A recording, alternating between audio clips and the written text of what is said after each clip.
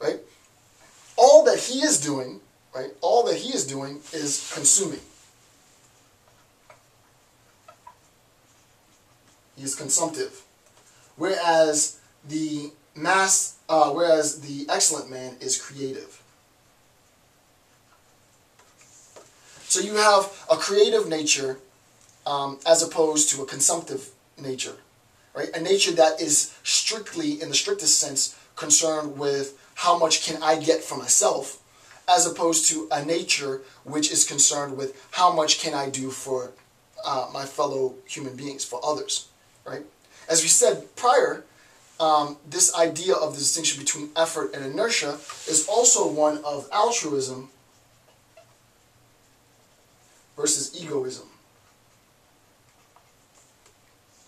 I am concerned with myself and not with others. I am concerned with both myself, and to be technical, it would be moderate altruism. I am concerned with both myself and with others, right? So that the man of excellence ascribes to these characteristics, and the man of decadence, right, the man of the 19th century, aspires to these characteristics, right? Being very passive, being very consumptive, being very concerned with myself, the characteristics of the mass man. Gasset then goes on to talk further about nobility, right? And specifically how this idea of nobility is transferred from generation to generation, right? How is the idea of nobility transferred here in an effort-based sort of ideology? How is the idea of nobility transferred to subsequent generations here in a very passive, entitled ideology? He says, the nobility of fame of the son is pure benefit. The son is known because the father made himself famous. He is known by reflection, and in fact, heredity nobility has an indirect character. It is a mirrored light, lunar nobility. Lunar nobility meaning it is not direct light from the sun, it is light as transmitted via the moon. So it is not, what he means in this section is that the nobility of the son, of the offspring, of the heir, under this inertia-based system is strictly nobility of sort of blood relation, really. It is the traditional colloquial sense. The best way to make an example of this would be like Paris Hilton, right? Paris Hilton is the heiress of the Hilton franchise, and it was her father's generation and his father's generation and so on that created and worked and put forth the effort necessary to substantiate the franchise, right? The Hilton hotels and whatever subsidiaries they have. Paris herself, it didn't put forth any effort. She is merely a recipient of the effort of many others, right? And you can see how nobility in that sense is degraded, right? Because there isn't anything that you've done that has in fact been noble. If by noble we mean anything that you've done by placing demands on yourself to further the Hilton line or the Hilton name and so on. And this is not to critique Paris Hilton because I don't know her. I don't know what she's done. This is just an example. So apologies to Paris if you actually have done stuff. It doesn't seem like you have, but if you have, apologies. Now, with respect to effort, how do we make sense of that? Well, an effort in nobility is an understanding that insofar as I am a Hilton, right? Insofar as I am a Hilton, I have an obligation to uphold that name, right? My birthright is my obligation.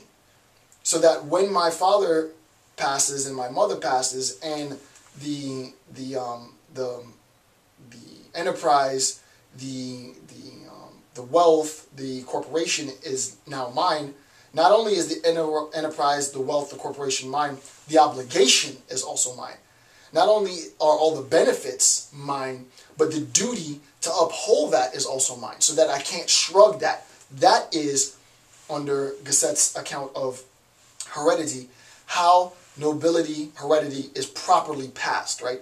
It's passed through an obligation to uphold the sort of lineage, the effort, the work of my predecessors. He says the original noble lays as obligation on himself. The noble heir receives the obligation, right? So the original noble lays an obligation on himself. The noble heir, my son, receives the obligation with his inheritance. So not only, as I was just saying, not only is it the case that you receive in your inheritance some financial reward, some financial gain, in your inheritance, if it's done properly, if it's done like this and not like this, not only do you receive sort of the financial gain, but you also receive the obligation to create a new name for the organization, right? So as a first generation academic, marrying an academic, having children who are academically inclined, I would hope that my children would follow after my footsteps, right? And they too, now if they want to do business, I don't have a problem with that. I don't know if that's true, but let's just say, if they want to do business, I don't have a problem with that.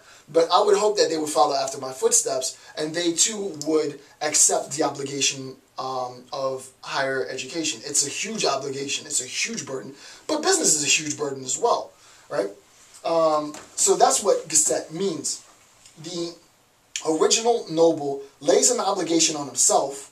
The noble heir receives the obligation with his inheritance, but in any case, there's a certain contradiction in the passing on of nobility from the first noble to his successor, right? I am passing on this nobility, but in reality, it's not this blood, this superiority in birth, or this superiority in genes or heredity. It has nothing to do with genetics.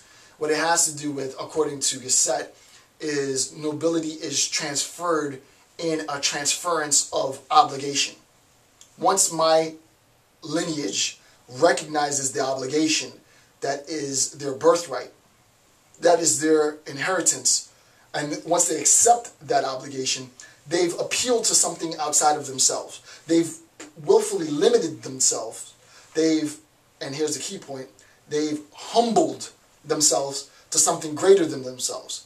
I have humbled myself to something greater than myself. Academia is something greater than myself. As long as I live, I'll always be learning. Up until the day that I die, I will be learning something new. I'm always in a quest for knowledge. I've humbled myself insofar as I recognize that I can never know everything, right?